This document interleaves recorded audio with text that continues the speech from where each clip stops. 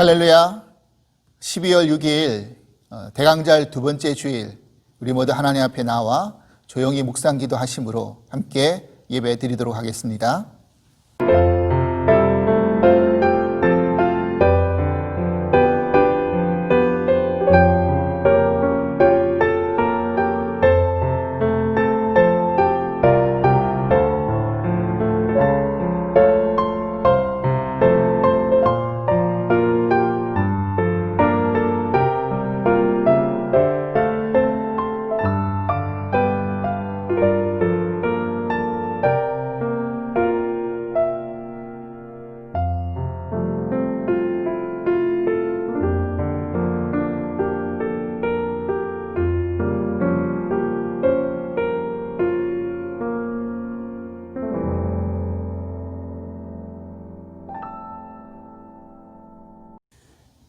그는 멸시를 받아 사람들에게 버림을 받았으며 강고를 많이 겪었으며 즐거를 이는 자라 마치 사람들이 그에게 얼굴을 가리는 것 같이 멸시를 당하였고 우리는 그를 귀히 여기지 아니하였도다. 그는 실로 우리의 즐거를 지고 우리의 슬픔을 당하였거늘 우리는 생각하기를 그는 징벌을 받아 하나님께 맞으며 고난을 당한다 하였노라. 그가 찔림은 우리의 허물 때문이요 그가 상함은 우리의 죄악 때문이라. 그가 징계를 받음으로 우리는 평화를 누리고 그가 채찍에 맞음으로 우리는 나음을 받았도다. 우리는 다 양 같아서 그릇 행하여 각기 제 갈 길로 갔거늘 여호와께서는 우리 모두의 죄악을 그에게 담당시키셨도다. 아멘. 우리 복음성가 그 사랑 우리 함께 찬송하시겠습니다.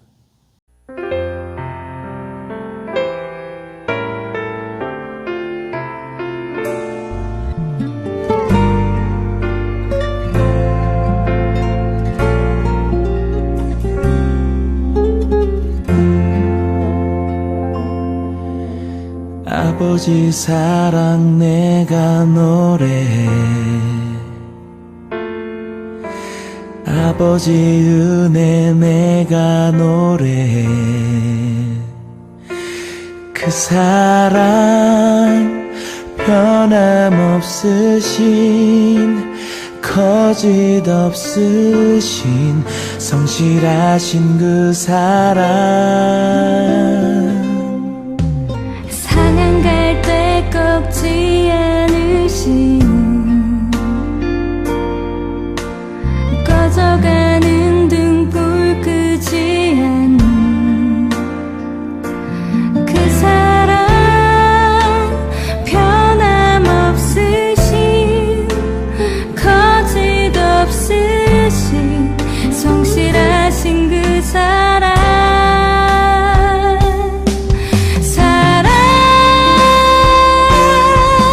그 사랑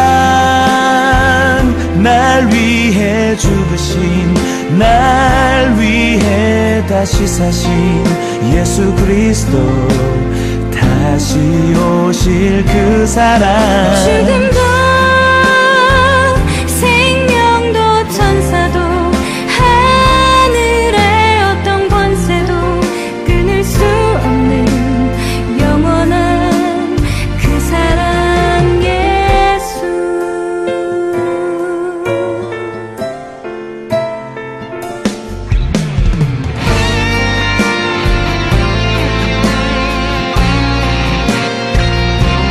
그 사랑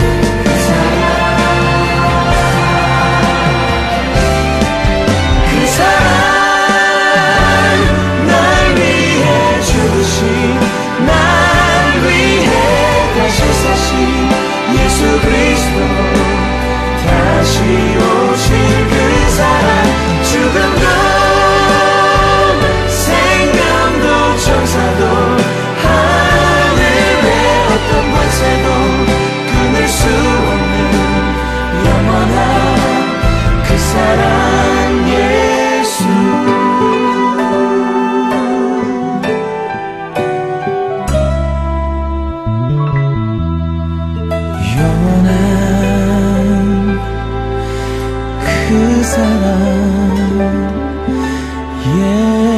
예수.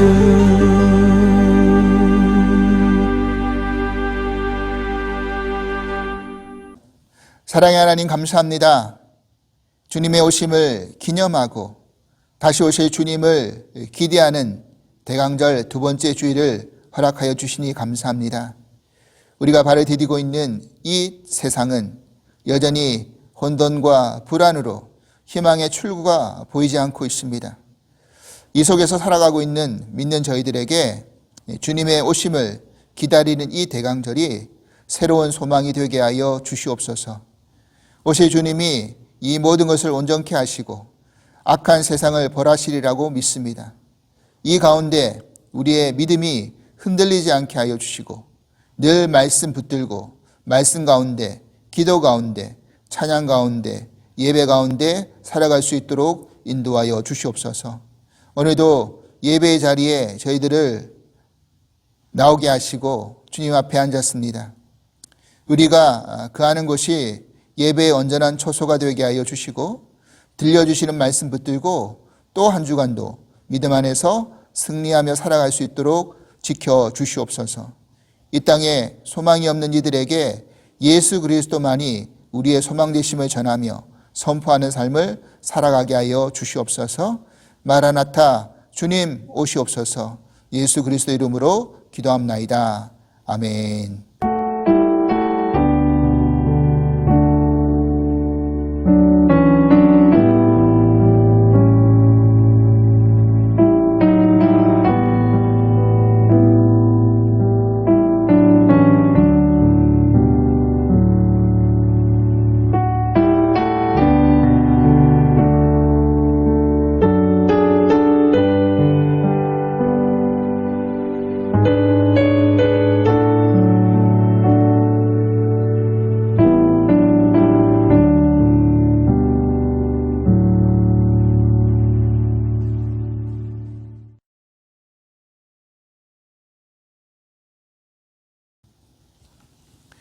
오늘 우리에게 주신 하나님 말씀은 마가복음 15장 16절에서 32절까지의 말씀입니다. 마가복음 15장 16절로 32절 말씀, 우리 다 같이 한 목소리로 함께 봉독하도록 하겠습니다. 군인들이 예수를 끌고 브라이도리온이라는 뜰 안으로 들어가서 온 군대를 모으고 예수에게 자색옷을 입히고 가시관을 엮어 씌우고 경례하여 이르되 유대인의 왕이여 평안할지어다 하고 갈대로 그의 머리를 치며 침을 뱉으며 꿇어 절하더라. 희롱을 다 한 후에 자색옷을 벗기고 도로 그의 옷을 입히고 십자가에 못 박으려고 끌고 나가니라. 마침 알렉산더와 루포의 아버지인 구레네 사람 시몬이 시골로부터 와서 지나가는데 그들이 그를 억지로 같이 가게 하여 예수의 십자가를 지우고 예수를 끌고 골고다라는 곳, 번역하면 해골의 곳에 이르러 몰약을 탄 포도주를 주었으나 예수께서 받지 아니하시니라. 십자가에 못 박고 그 옷을 나눌세 누가 어느 것을 가질까 하여 제비를 뽑더라. 때가 제3시가 되어 십자가에 못 박으니라. 그 위에 있는 죄패에 유대인의 왕이라고 썼고 강도 둘을 예수와 함께 십자가에 못 박으니 하나는 그의 우편에 하나는 좌편에 있더라. 지나가는 자들은 자기 머리를 흔들며 예수를 모욕하여 이르되 아하 성전을 헐고 사흘에 짓는다는 자여 내가 너를 구원하여 십자가에서 내려오라 하고 그와 같이 대제사장들도 서기관들과 함께 희롱하며 서로 말하되 그가 남은 구원하였으되 자기는 구원할 수 없도다. 이스라엘의 왕 그리스도가 지금 십자가에서 내려와 우리가 보고 믿게 하였지어다 하며 함께 십자가에 못 박힌 자들도 예수를 욕하더라. 아멘. 샬롬. 주사랑 가족 여러분, 한 주간도 평안히 잘 지내셨으리라고 믿습니다. 우리는 오늘 이제 대강절 두 번째 주일을 맞이했습니다. 이제 12월 달이 들어왔습니다. 이제 한 해를 마무리 지어 가고 있는데 올해도 이제 얼마 남지 않은 것 같습니다. 그동안 힘들고 어려운 시간들을 잘 버티고 그렇게 여기까지 오셨는데 마지막까지 조금만 더 힘내시고 남아있는 시간 주님의 평강과 은혜가 여러분들에게 늘 넘쳐날 수 있기를 간절히 기도드립니다. 오늘은 예수의 십자가라는 말씀의 제목으로 함께 은혜 나누고 싶습니다. 유대인들에게 예루살렘은 영적인 성지입니다. 그래서 그곳에 하나님의 성전이 세워졌고 그 성전이 무너지기까지 유대 장정 성인이라고 한다면 꼭 명절에 아무리 유대 땅을 떠난 디아스포라 유대인들이라 할지라도 그 절기가 되면 예루살렘으로 돌아와서 꼭 하나님께 제사를 드리고 경배하는 시간을 가졌습니다. 여러분, 이슬람 종교에도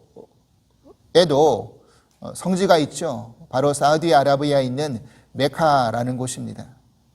그래서 그 메카라는 곳이 이스마엘이 그곳에서 정착하여서 이슬람 교가 이렇게 번성했던 그 장소라고 여겼기 때문에 이슬람 교도가 되면 누구나 평생에 꼭 한 번 이상은 메카에 방문을 하도록 그렇게 의무 규정이 있다라고 합니다. 그렇다고 한다면 기독교인들에게 성지는 어디일까요? 물론 당연히 예수님이 태어나신 바로 이스라엘 땅이었을 것이고 그리고 예수님이 돌아가신 예루살렘이 바로 우리들의 성지가 맞겠죠. 그런데 우리가 유대인이나 이슬람 교도들하고 다르게 그런 성지에 의무적으로 방문하지 않는 이유는 아마도 성경 말씀 가운데 결국 하나님께서 우리가 거하는 곳이 또 우리 스스로가 하나님의 성전이라는 것을 기억하라라고 말씀하셨기 때문에 우리는 굳이 예수님이 태어나신 곳 또 예수님이 돌아가신 곳을 꼭 의무적으로 방문하지는 않는 것 같습니다.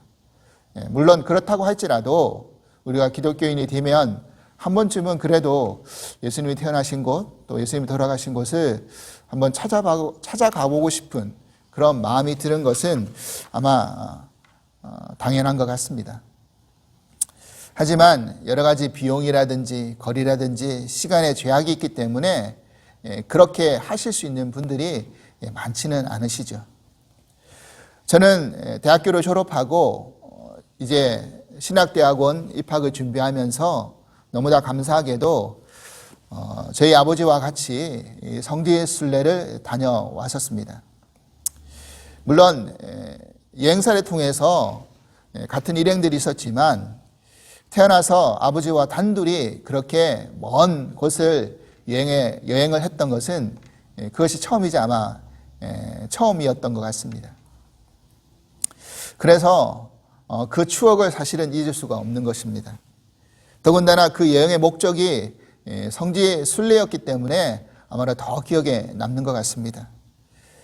그런 마음이 있어서인지 저도 나중에 우리 아들이 둘 있는데 그 아이들과 함께 그렇게 여행을 떠나보면 어떨까, 의미 있는 여행을 떠나면 어떨까 그런 생각을 늘 가져봅니다. 물론 이 아이들이 그렇게 좋아할지는 모르겠지만 말입니다.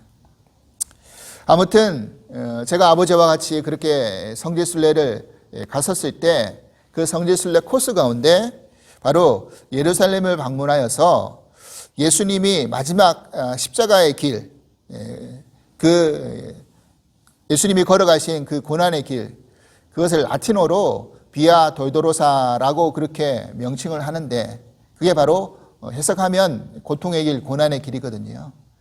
그 길을 지나갔던 그것이 아직도 기억에 생생히 남습니다. 지금도 그 장소에 가보면 비아 돌도로사라는 곳에 예수님 십자가를 지시면서 거쳐갔던 의미 있는 장소를 9군데 이렇게 표시를 해 두었습니다. 물론 저도 그곳을 지나가면서 2000년 전에 예수님이 지나갔던 그 장소의 표시가 그때와 지금이 똑같을까라고 그렇게 생각을 해보기도 했지만 그것이 중요한 게 아니라 그 주님이 걸어가신 그 길의 상징성을 떠올리면서 함께 기도하면서 그렇게 걸어갔던 기억이 지금도 남습니다. 오늘 우리가 읽은 본문, 이 본문에 바로 예수님이 십자가를 지시고 걸어가셨던 이 골고다 언덕에 올라가시는 그 과정이 우리들에게 자세하게 지금 묘사하면서 이야기해 주고 있습니다. 그런데 저는 이 본문을 읽을 때마다 조금 늘 마음이 무겁습니다. 그것은 예수님이 십자가형을 당하신 것, 그것만으로도 육체적으로 엄청난 그런 육체가 겪을 수 있는 가장 극심한 그런 고통을 예수님이 당하셨죠. 그런데 그것보다 더 사실은 견딜 수 없는 것은 그 과정 가운데 온갖 인격적인 수모와 멸시와 또 모욕, 희롱 이런 것들을 다 당하셨기 때문입니다. 그런 과정을 같이 말씀 가운데 읽다 보면 늘 마음이 무거웠습니다. 그러면서도 한편으로는 어떤 생각이 드느냐면 아니 예수님이 우리의 구원자이자 메시아로 오셨는데 그분이 과연 이런 모욕과 고통을 당하실 이유가 있는가? 제가 정말 죽을 죄를 지어가지고 만약에 그런 고통을 당한다고 한다면 어느 정도 그래도 내가 지은 벌이 있기 때문에 죄가 있기 때문에 그러한 형벌과 그런 모욕을 당하는 것은 어느 정도 감내해야지 그런 마음이 생길 수도 있겠죠. 하지만 예수님은 아무런 죄가 없으신 분입니다. 심지어 누명을 쓰시고 그렇게 그 길을 걸어가신다고 한다면 아마 우리라고 한다면 일반적인 우리라고 한다면 참을 수가 없었을 것입니다. 더군다나 예수님이라고 한다면 그것 충분히 벗을 수 있는 그런 능력도 지닌 분 아니십니까? 지나가는 무리들이 오늘 본문 30절에 이렇게 외쳤잖아요. 내가 너를 구원하여 십자가에서 내려오라. 네가 메시아면 너를 구원해서 십자가에서 한번 내려와라. 여러분, 예수님이 그런 것을 못하셔서 그냥 그대로 십자가에 달려 계셨겠습니까? 하겠다라고 마음만 먹으면 그런 십자가가 사실은 무슨 소용이 있겠습니까? 그냥 딱 내려오셔서 그래 내려왔다 어쩔래? 이러면 얼마나 많은 사람들이 기겁을 하고 놀라면서 무릎 꿇고 그렇게 두려워 떨었겠습니까? 하지만 예수님께서는 그렇게 하시지 않으셨습니다. 우리는 여기서 한 가지 주목해 봐야 될 관점이 있습니다. 오늘 성경에서 이 마가는 예수님의 이 고난의 현장의 그 길을 너무나 생생하게, 너무나 자세하게 우리들에게 지금 그렇게 기록해 주고 있습니다. 그냥 골고다 언덕의 십자가에 달려 죽으셨다. 뭐 그 정도의 어떤 기록만 남아도 우리가 충분히 이해할 수 있는데 그 지나가신 그 장면들을 너무나 생생하게 누가 어떻게 행동했고 누가 어떤 말을 했고 이런 말들을 자세히 남겼다라는 거죠. 지금 마가는 이것을 통해서 마가복음을 읽고 있는 독자들에게 무슨 이야기를 해주고 싶었던 것일까요? 그 당시 이 마가복음을 읽었던 독자들은 로마의 극심한 박해를 피해서 로마 지하 무덤이었던 카타콤에 숨어 들어가 가지고 자신의 믿음을 지키고 있었습니다. 그런 사람들이 많았습니다. 그 와중에 그 무덤 곳곳에 저도 성지순례를 갔을 때 로마 카타콤도 들려봤는데 정말 그런 지하 무덤 안에서 그 믿음을 지킨다는 것이 얼마나 대단한 것인가 그때도 생각해 본 적이 있습니다. 그래서 그런 지하 무덤 속에서 쪽복음들이 읽혀지면서 마가는 예수님이 왜 우리의 구세주이고 그리스도이시고 소망 되시는지를 말해주고 싶었던 것입니다. 그런데 당시 이 십자가라는 것은 전혀 소망의 이미지와는 상관없는 그런 것이었어요. 그런 사건이었습니다. 십자가형은 로마의 처형법 중에서 가장 잔인하고 악랄한 방법이었습니다. 그래서 그 당시 예루살렘 주변에만 해도 한 1000여 개의 십자가가 세워져 있었다고 합니다. 그래서 그 십자가형을 당하는 사람들은 로마의 반기를 든 그런 반란군이나 아니면 살인자나 아주 흉폭한 강도들이나 그런 흉악범들에게만 처해지는 그런 형틀이었습니다. 또한 유대인들의 생각 속에서는 신명기 21장 23절 말씀에 나무에 달린 자들마다 다 하나님께 저주를 받은 자다라는 이 말씀이 있었기 때문에 십자가라는 것이 소망이 아니라 오히려 하나님께 저주받은 그런 표식이고 상징이다, 그렇게 생각을 했던 것입니다.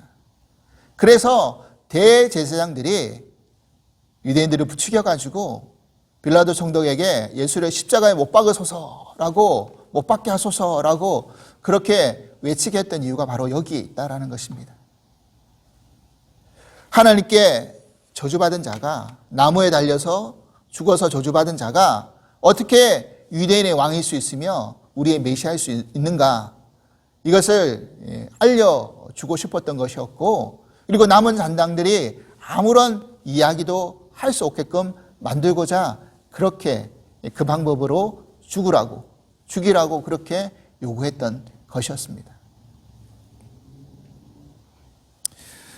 그래서 마가는 이 십자가가 저주와 심판을 이야기하는 것이 아니라 우리의 구원을 위해서 하나님께서 이미 성경 가운데 예언하신 그런 것을 성취하기 위해서 걸어가신 길임을 말씀 가운데 밝히고자 이런 과정들을 자세하게 지금 우리들에게 이야기해 주고 있는 것입니다. 여러분, 우리가 잘 알고 있는 대표적인 그 고난의 주를 예언했던 그 말씀이 어디에 등장합니까? 바로 이사야서에 등장하죠. 이사야 53장 3절에서 6절 말씀입니다. 그는 멸시를 받아 사람들에게 버림받았고 강고를 많이 겪었으며 질고를 아는 자가 마치 사람들이 그에게 가리는 것 같이 멸시를 당하였고 우리도 그를 귀히 여기지 아니하였도다. 그는 실로 우리의 질고를 지고 우리의 슬픔을 당하였거늘 우리는 생각하기를 그는 징벌을 받아 하나님께 맞으며 고난을 당한다 하였노라. 그가 찔림은 우리의 허물 때문이요 그가 상함은 우리의 죄악 때문이라. 그가 징계를 받음으로 우리는 평안을 누리고 그가 채찍에 맞음으로 우리는 나음을 받았도다. 우리는 다 양 같아서 그릇 행하여 각기 제갈 길로 갔거늘 여호와께서는 우리의 모두의 죄악을 그에게 담당시키셨도다. 아멘입니다. 그리고 심지어는 주님이 뺨을 맞으시고 침뱉음을 당하는 것까지 이사야는 이렇게 예언해 놓고 있습니다. 이사야 50장 6절 말씀입니다. 나를 때리는 자들에게 내 등을 맡기며 나의 수염을 뽑는 자들에게 나의 뺨을 맡기며 모욕과 침뱉음을 당하여도 내 얼굴을 가리지 아니하였느니라. 또한 로마 병정이 제비를 뽑아서 예수님의 옷을 나누는 그런 장면도 시편 22편 18절 말씀에 예언이 되어 있습니다. 내 겉옷을 나누며 속옷을 제비 뽑나이다. 그러니까 이런 모든 행동 자체가 결국 성경에 나와 있는 말씀을 그대로 성취하기 위한 과정이었음을, 비록 모욕과 수치와 멸시와 그런 장면들이었지만 이것 또한 주님이 그렇게 걸어가신 이유가 성경의 말씀을, 그 예언을 성취하기 위한 과정임을 이야기해 주고 있는 것입니다. 사랑하는 여러분, 예수님이 가시면류관에 또 십자가의 못에 그리고 로마 병정의 창에 찔리고 또 채찍에 상을 받은 이유가 무엇 때문입니까? 바로 우리의 죄악 때문이었다라고 말씀하고 있습니다. 그런데 그분이 그런 징계를 받으심으로 말미암아 우리가 평안을 누렸습니다. 그리고 그분이 상함으로 말미암아 우리가 나음을 받았습니다. 우리는 다 양 같아서 잘못된 죄를 범하고 그릇 행하면서 자기 하고 싶은 대로, 자기 가고 싶은 대로 그렇게 가는 사람들이었습니다. 그런 우리의 죄악을 하나님은 예수님께 담당시키셨습니다. 이사야 53장 10절에서 12절 말씀 보십시오. 여호와께서 그에게 상함을 받게 하시기를 원하사 재고를 다하게 하셨은즉 그의 영혼을 속건제물로 드리기에 이르면 그가 씨를 보게 되며 그의 날은 길 것이요 또 그의 손으로 여호와께서 기뻐하시는 뜻을 성취하시리로다. 그가 자기 영혼에 수고한 것을 보고 만족하게 여길 것이라.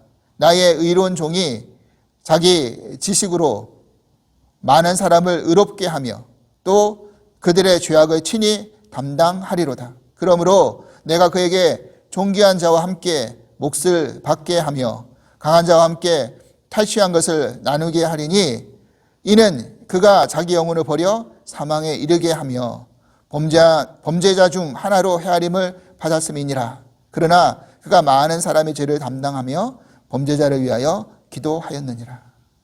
아멘입니다. 사랑하는 여러분, 예수님이 희롱당하시고 모욕당하시는 그 장면들을 가만히 한번 살펴보십시오. 아마 저들이 하는 행동이 무엇인지를 전혀 몰랐을 것입니다. 하지만 예수님은 그런 모욕적인 그런 언사 행동에 전혀 상관없이 묵묵히 자신이 걸어가야 될 길을 순응하시면서 가셨습니다. 기독교의 믿음은 역설의 진리를 붙드는 믿음이라고 생각합니다. 예수님이 걸어가신 그 길이야말로 바로 역설의 진리가 무엇인지를 우리들에게 몸소 보여주고 계신 것입니다. 저들이 하는 행동은 예수님을 모욕하고 희롱하는 것이지만 그것이 역설적으로 그 예수님이 바로 그리스도이심이 맞다라는 것을 우리들에게 그대로 이야기해 주고 있는 것이죠.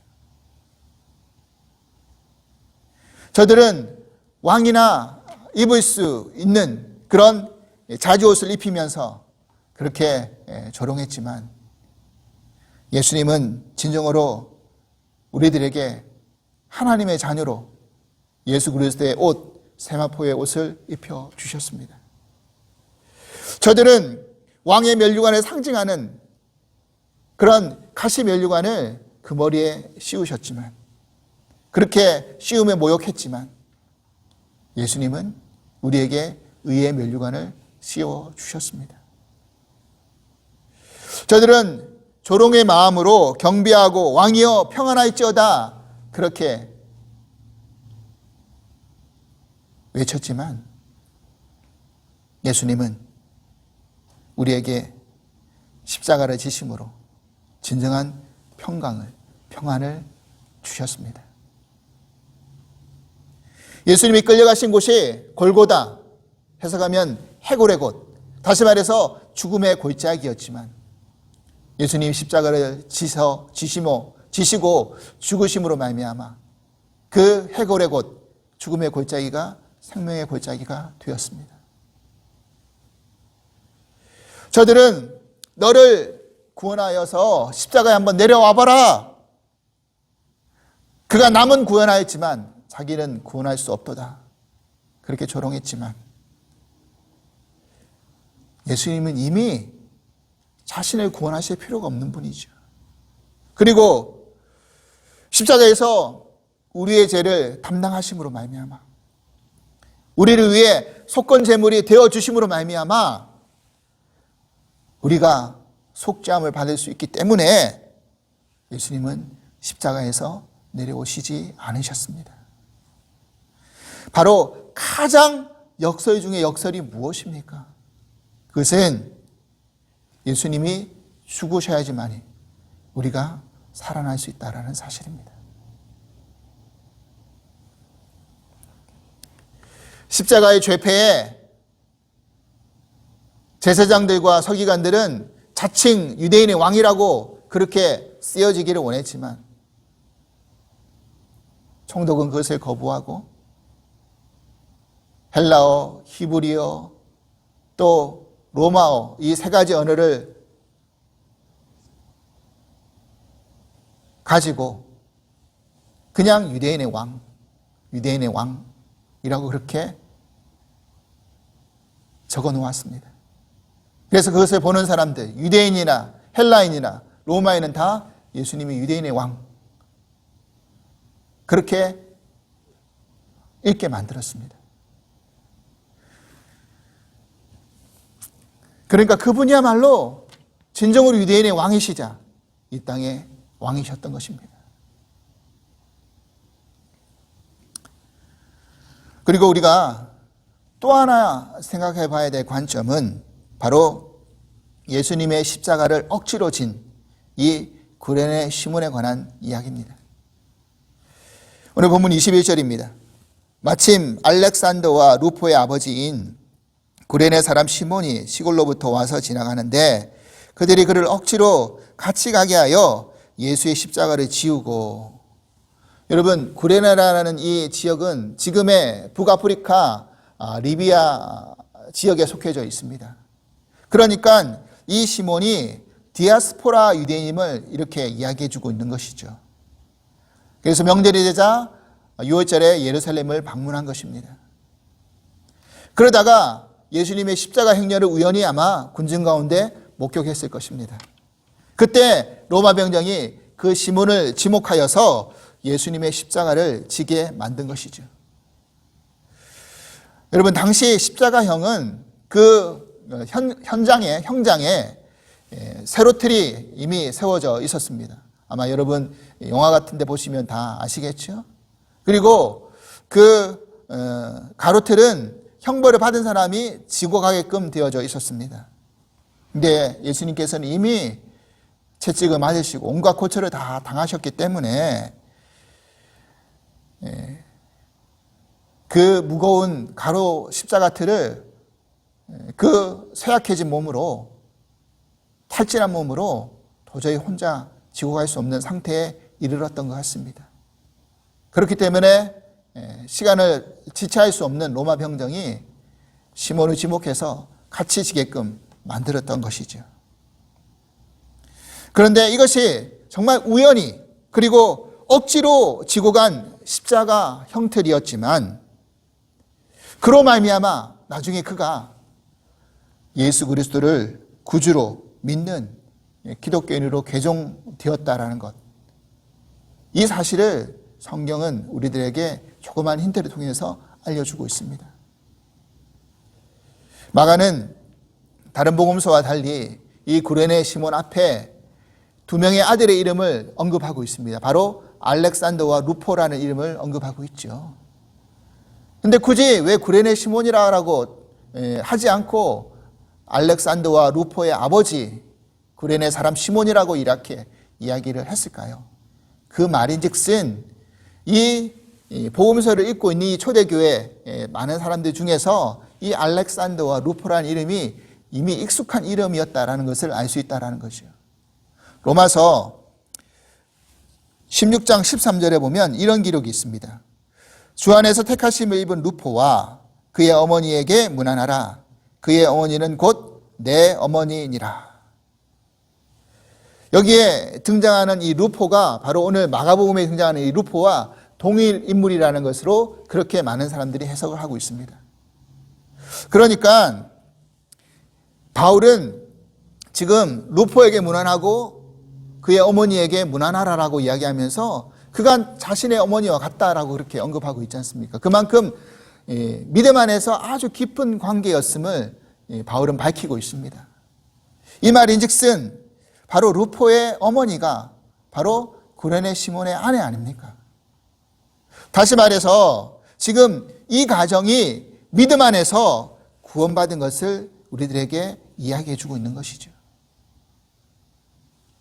사랑하는 여러분, 이 구레네 시몬의 이야기는 오늘날 기독교인들 우리들에게 어떤 의미로 다가오고 있습니까? 무엇을 말해주고 있는 것입니까? 비록 그가 자원하지도 않았고 그냥 현장에 있다가 우연히 지목되어져서 억지로 진 십자가였지만 나중에 그가 믿음으로 구원받을 수 있는 결정적인 계기가 되었음은 부인할 수가 없는 사실입니다. 그런 짧은 시간이었지만 그리스도와 함께 남은 고난에 동참하였고 그리고 그 고난을 조금이나마 같이 채워가는 그런 시간을 가졌습니다.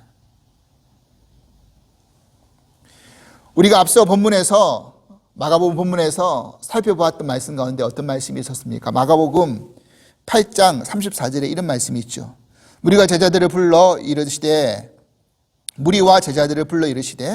누구든지 나를 따라오려거든 자기를 부인하고 자기 십자가를 지고 나를 따를 것이니라.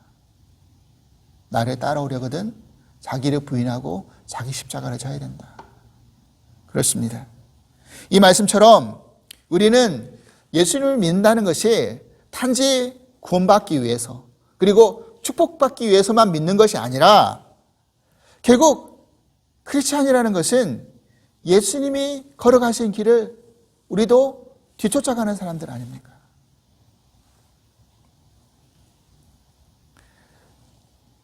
그리고 그 길이 때로는 우리가 준비되어 있지 않았다 하더라도 그리고 자원하지 않고 억지로 정말 자기가 져야 될 십자가를 그렇게 질 수도 있겠지만 그로 말미암아 우리들에게 부어지는 은혜는 다른 것으로 채울 수 없는 귀한 것임을 믿습니다.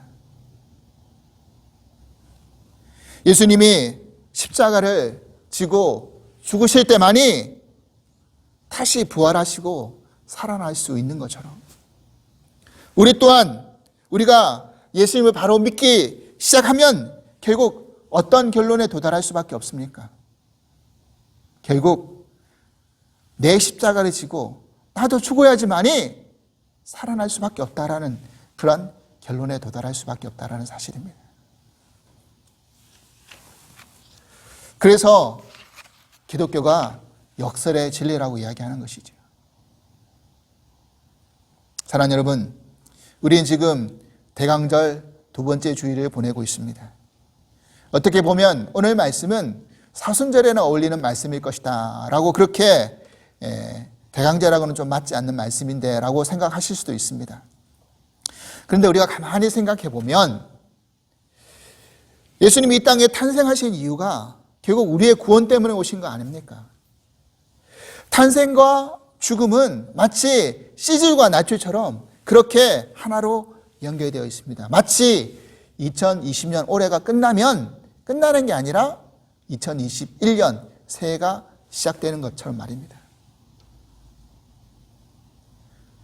그러기에 이 한 해를 마무리 지어가면서 이 대강절 절기 가운데 주님이 걸어가신 그 고난의 길, 비아 돌로도로사의 길,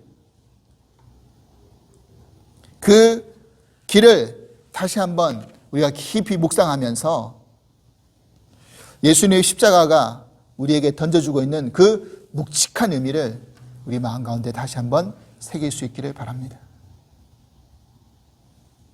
예수님의 십자가는 단순한 장식이 아니요 액세서리가 아니라는 것입니다. 그 예수님의 십자가가 우리의 죽음과 부활을 이야기하는 것이고 우리의 시작과 끝을 이야기하는 것이고 우리의 심판과 구원을 이야기하는 것이기 때문입니다. 여러분, 힘들고 어려운 시간들 우리가 다 지금 보내고 있습니다. 2020년도 이렇게 마무리되어져 갑니다. 결국 우리에게 소망, 우리가 붙들어야 될 결론은 무엇밖에 없습니까? 바로 예수의 십자가밖에 없는 줄 믿습니다. 오늘 이 십자가를 다시 한번 붙들고 힘들고 이 어려운 이 고난의 시간들을 우리 모두 예수님이 걸어가셨던 것처럼 우리도 걸어가면서 승리할 수 있기를 주님의 이름으로 간절히 축원합니다. 하나님 아버지 감사합니다. 예수의 십자가, 그 십자가를 우리 가슴 가운데, 마음 가운데 새길 수 있길 바랍니다. 주님이 십자가를 지신 이유가 그 지구를 당하시고 고통을 당하시고 상함을 받으시고 징계를 받으신 이유가 우리의 죄악 때문에, 우리의 평강을 위해서, 또 우리를 낫게 하기 위해서 그 길을 걸어가셨음을 깨닫게 해주시니 감사합니다. 다시 한번 그 십자가를 우리 마음 가운데 붙들고 이 어렵고 힘든 이 시간을 우리 모두가 인내하며, 또 주님이 그렇게 이기셨던 것처럼 우리도 승리하며 나아갈 수 있는 저희 모두가 될 수 있도록 인도하여 주시옵소서. 감사하며 예수 그리스도의 이름으로 기도합나이다. 아멘. 우리 마지막 찬양, 복음성가 가운데 비아 도도로사라는 우리 찬양곡이 있습니다. 이 찬양곡 우리가 함께 부르실 때 조금 많이는 들었지만 익숙하게 자주 부르지 않는 곡이라서 조금 어려우실 수도 있지만 여러분들 잘 모르시겠거든 그 가사 의미를 잘 생각하시면서 나지막하게 따라 부르셔도 됩니다. 오늘 이 마지막 파송 찬양 우리 함께 하나님 앞에 올려드리겠습니다.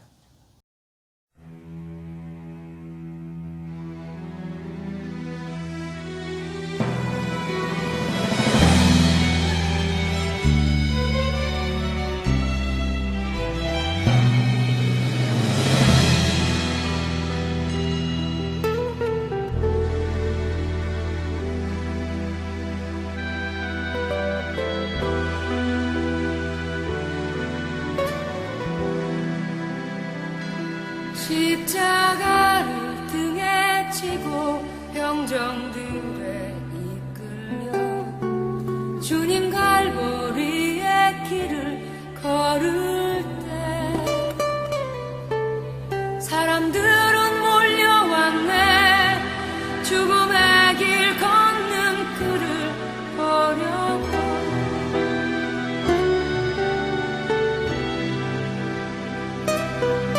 다시 면류관을 쓰신 주를 조롱하였네.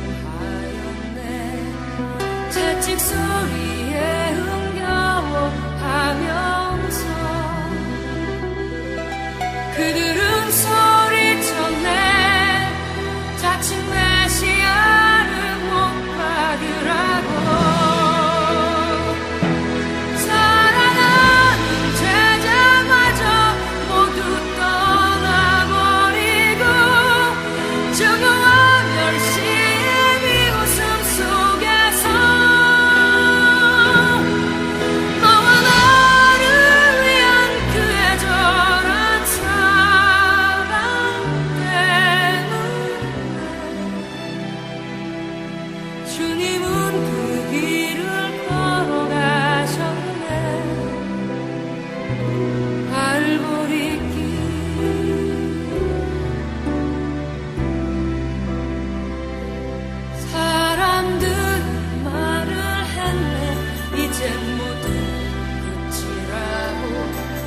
더 이상 그를 기대할 수 없다고.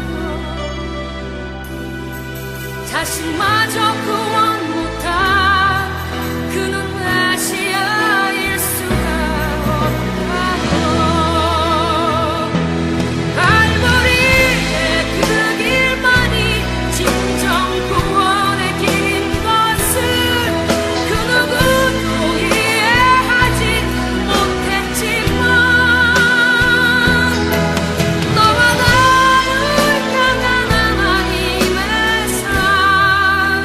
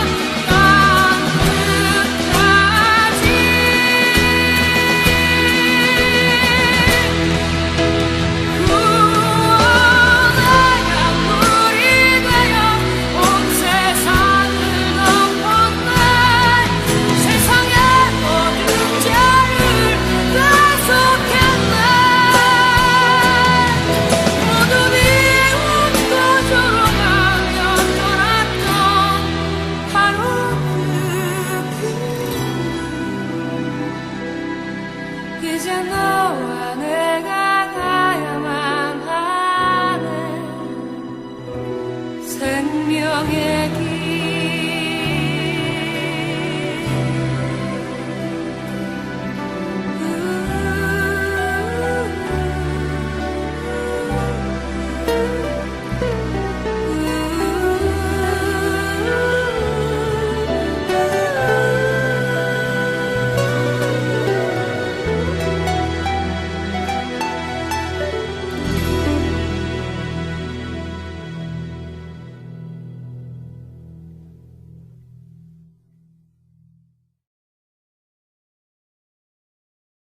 지금은 우리 주 예수 그리스도의 크신 은혜와 하나님 아버지의 그 지극하신 사랑하심과 보혜사 성령님의 감화 교통하시는 은총이 주님이 걸어가신 그 고난의 길, 십자가의 길을 우리 또한 부인하지 않고 그 십자가를 짐으로 말미암아 우리가 통과해야 될 그 고난의 그 길을 우리 모두 함께 통과함으로 주께 영광 돌리며 찬양하며 이 복음을 하나님 나라와 영광 위에 그렇게 전하기로 결단하는 당신의 사랑하는 모든 권속들을 위해 주께서 이제부터 영원토록 함께 하시기를 간절히 축원합나이다.